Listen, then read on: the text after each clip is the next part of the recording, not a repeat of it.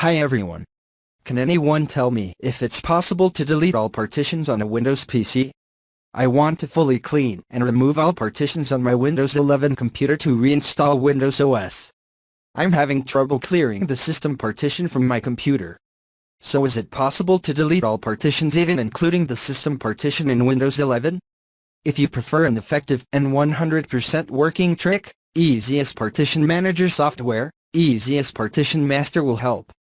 All you need is to install EaseUS Partition Master on your PC and activate it into a full version so to gain a smooth partition deleting process with the below guidelines. Launch EaseUS Partition Master, and click Partition Manager. Make sure that you've backed up the important data before deleting any partition on your disk.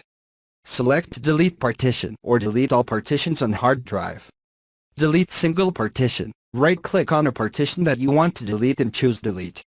Click Yes to confirm the deletion. Click Execute Task and then click Apply to save the change.